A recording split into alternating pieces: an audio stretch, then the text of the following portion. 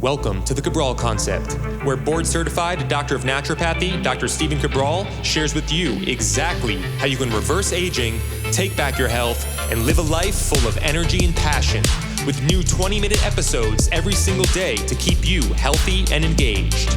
Now, here's your host, Dr. Stephen Cabral.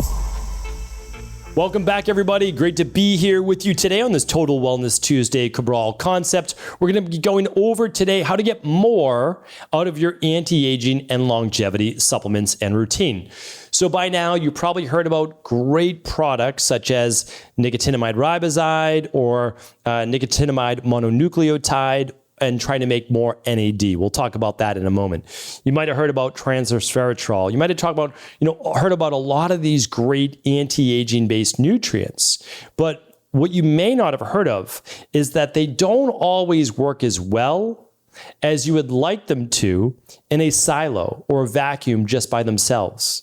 One thing I want to share with you is that NMN has really been talked about now for about a decade or so. Now it's been around for longer than that, but that's when it started to really become more popular.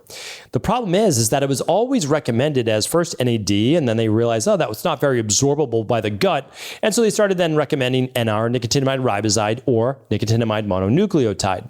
So both of those are fantastic. Both are very well absorbed and they can work great. The problem is they realized then few years later that it started to deplete what are called methyl donors. Those are nutrients that your body needs, like trimethylglycine, TMG, or methylcobalamin or methylfolate, the methyl-based donors that enable the body to actually move through the Krebs cycle, ATP cycle, energy-based cycle. So I'm not going to go through all of them today, but I want to go through a few of them that will dramatically improve the use of an NR, nicotinamide riboside, or NMN. And I know so many people are using those that I wanted to do a show specifically on them.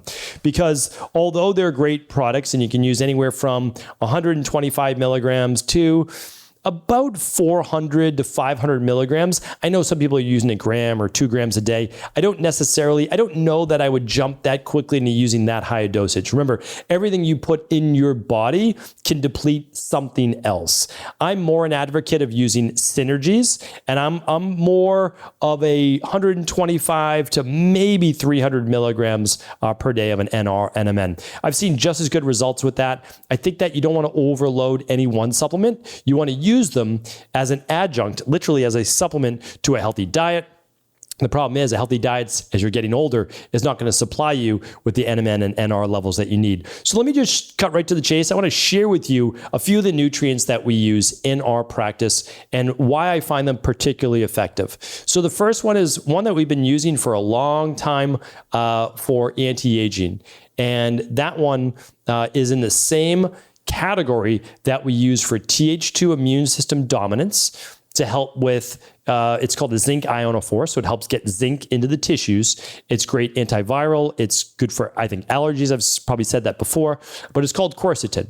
So there's a few others in the family, quercetin, rutin, and just a couple others, but these are particular flavonoids. And these flavonoids are so crucial to being able to increase an enzyme called NAMPT, which improves NAD production. Because ultimately, when you're taking NMN or you're taking NR, ultimately what you're looking to do is boost NAD. That's why we're taking these particular products, right? And so quercetin helps with what's called the NAD salvage pathway. So that's going to allow for more of the uptake of actual NAD. So this is going to give you then what? The energy levels, the brain clarity, the healing, the vitality that you're looking for with producing more energy in the mitochondria, all right? So that's the first one. The second one is one I've been using now for about 20 years, and that's alpha-lipoic acid. And I use this on my own. Again, I can't provide you any medical advice, medical treatment plans, medical cures, medical diagnosis. I have to give you that. But when I had diagnosed type 2 diabetes, I failed the glucose tolerance test when I was 19 years old. I started taking alpha-lipoic acid. And I started using that because I was reading research, even when I was, back in undergrad. And I realized that in Europe, they were using alpha-lipoic acid for type 2 diabetes. So I said, great. Well, if it's good enough for all the doctors in Europe to be using this, I'm going to use it myself instead of being on a medication for this. So I started using alpha-lipoic acid. Not only is it great at helping with balancing blood sugar, and again, I'm not telling you to use this for type 2 diabetes. I'm just sharing with you some of the literature. What I do want to share with you is this. It's also a very powerful antioxidant. It also helps with detoxification, and it is an activator of cellular energy sensors, referring to AMPK. Why does this matter? Okay, so if we look at a scale, we have the body's ability to build up tissue, mTOR, or on the other side, break down old, worn-out cells. That's more AMPK and autophagy. So why I like this is when you're also moving more towards a higher AMPK, AMP kinase, you're going to be producing likely more NAD. So big fan of ALA for helping balance healthy levels of blood sugar, to help with overall inflammation, to help with detoxification, to help with NAD based production. So big fan of that. Okay. The next one is going to be zinc. I have been using zinc for 20 years. And the reason is that anybody who runs a little bit more catabolic, anybody that has allergies or they're more dealing with viral-based issues, immune-based issues, giving them a little bit more vitamin D, again, not providing medical advice, can dramatically help the immune system, the gut, tissue repair, and so much more. So I'm not a mega dose nutritional supplement advocate. I'm not. But most people can do anywhere between 25 and 50 milligrams of zinc on a daily basis. So we're a big advocate of using zinc with any longevity anti-aging based product where you are looking to repair tissue and boost the strength and vitality of the body. Okay, and also obviously the immune system. The next one, simple one, vitamin C. So vitamin C, inexpensive supplement. We use a product called Full Spectrum Vitamin C, which is both the functional medicine formula and food-based. So you get the best of both worlds. Great product. I think most adults need 2 to 3 grams of vitamin C per day. You might get away with 1 gram, but likely need between 1 and 3 grams, we'll put it that way. Especially people who strength train, they exercise, or they might be a little bit more depleted because they're on a lower carb diet, they're on doing a longer intermittent fast, which it can be great for the body, but what happens is you might be under a little bit more stress. Because that's what happens. When you do longer intermittent fasting, it's a greater stress in the body. You can create more free radicals. Again, I'm not saying this is a bad thing, but it's taxing. And so vitamin C, what does it do? Well, vitamin C helps with, when you're creating NAD, a lot of people, again, overlook this. There's a lot of enzymatic transformations that are happening, all of which creates free radicals. And there's a redox-based process of helping to squelch these free radicals and these missing electrons in the body in order to squelch inflammation as well. Vitamin C is a simple supplement that makes every other product essentially that much better. So it enhances vitamin E. It enhances glutathione. It improves both phase 1 and phase 2 detoxification. Really powerful for the body. You don't need to go overboard with any of these, but very, very powerful. Let me give you 3 food-based ones. So one is, this is a product, you can call it a supplement, but it's green tea.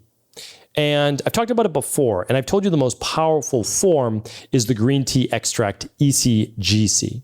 Now, you can take it as a supplement, but you can also take it, meaning as an extract, you can also take it and get a powerful dose as matcha green tea. So if you don't want to use, again, all supplements, that's the funny thing. People, some people are against supplements, but they're willing to do teas and herbs and coffee and all those things. Well, they're supplements as well. Like we always want to use these things to our advantage and not saying, I'm all against something or I'm all for something. Okay. So I think it's really important because I'm not for every supplement in the world, right? But I'm also not against them. And I'm not for every food or diet in the world, but I'm also not against them. Like there's a time and place. But matcha green tea is ground up green tea leaves, especially if you go with the organic ceremonial grade, that is very powerful in the flavonoids, again, antioxidants, which are unbelievably powerful, and also contains something called apigenin. And the reason why, I'm an advocate of apigenin. It's not that I'm not, but it's not something that I would supplement with on a daily basis. And I'll be talking about that on a future podcast. There's a few of them out there that I'm not ready. Fisetin is one that I'm more looking into pulsing once, twice a month for a period of time rather than every day. But green tea doesn't have a mega dose of that. So you can actually have green tea on a daily basis, 1 to 3 cups per day, and get a lot of those benefits. So a huge fan.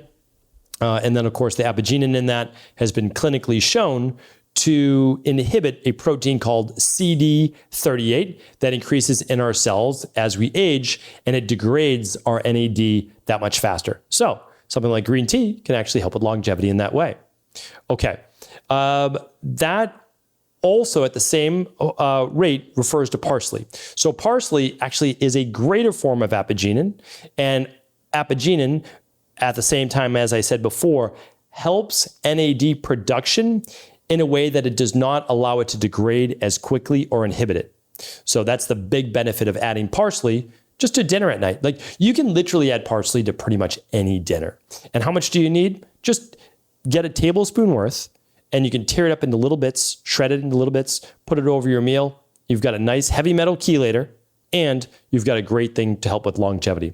So reiterating on that green tea is more for the EGCG to inhibit the enzyme called NNMT that also does not allow for the recycling of NAD. And parsley is its partner, which you don't have to take, but it also helps with not allowing the degradation of NAD through the protein CD38.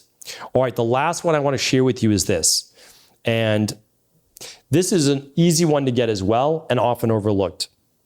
So by using black pepper with even just 1 meal per day, or maybe the meal you're taking your NR, nicotinamide riboside, or NMN with, you're going to enable better uptake in the intestines if you don't want to use a product called BioPerine. I have a whole podcast on BioPerine. Again, when people and they mean no harm, but when people tell you that BioPerine or these things are bad for you because here's what it showed in lab rats, you have to actually go back and look at the study.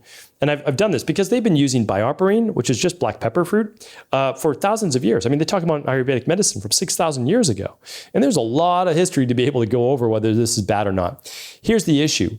When you give mice essentially the equivalent to your leg worth of black pepper, like literally, I mean, I'm exaggerating a little bit tongue in cheek, but nobody would sit down to a meal for the most part and have 3 tablespoons of black pepper.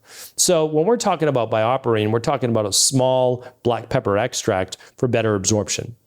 If for whatever reason you feel, I feel more comfortable using black pepper, well, then you just get a black pepper shaker and you'd put that on the meal where you're going to be consuming the NR or NMN. Now, it won't work as well as BioPerine, but by all means, it will absolutely help with the uptake from the small intestine of these particular nutrients. It's also pretty good with helping with circulation and overall thermogenesis in the body. So just a quick recap, what I'm recommending is quercetin, amazing nutritional supplement, nutraceutical, alpha-lipoic acid, and I'm recommending zinc and vitamin C, essentially as additional supplements. Food-based, they can be taken as supplements, would be the black pepper, it'd be the EGCG or green tea extract, or simply matcha tea, as well as parsley. And parsley I get just with the meals that I'm taking.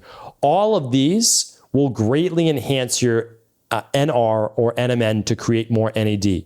That means you'll need to use less of the nutritional supplement and actually get more benefits, and I would say even more so the way that nature intended it. And that is because you don't need a mega dose of one particular nutrient that could deplete your methyl donors, and instead you're taking a smaller amount in, but you're using the majority of what you do take in. So hopefully this was helpful. This was a reader question, so please do let me know. Any other questions, leave them in the comments. I am happy to do additional shows and follow up on how to best maximize your nutritional supplement utilization. Take care, everybody. Feel free to share the show with anyone you believe it could serve. Are you ready to heal yourself and then go on to heal others? If so, the Integrative Health Practitioner Institute can help you discover proven functional medicine protocols that blend the best of 7 different healing disciplines from around the world. I personally share with you the exact handouts and protocols I use in my private practice that enable people to get well, lose the weight, and live longer, stronger. I want to pass this information on to the next generation of health coaches, and that is exactly why I created IHP. We are the future of the health coaching industry, and the skills and knowledge you will learn will make you an in-demand certified health coach anywhere in the world. Although we have many medical professionals taking the IHP certifications, no experience is necessary, and half our members have no previous health certifications. At the Integrative Health Practitioner Institute, our motto is a health coach in every home. Our goal is that you take this knowledge and then share it with family, friends, loved ones, your community, or in a practice where you create a career you love and can be proud of. The global IHP community is filled with some of the most kind and caring people in the world, and we can't wait to welcome you into our world soon. For more information or to set up a discovery call with one of our IHP Health Coach graduates, simply head over to integrativehealthpractitioner.org.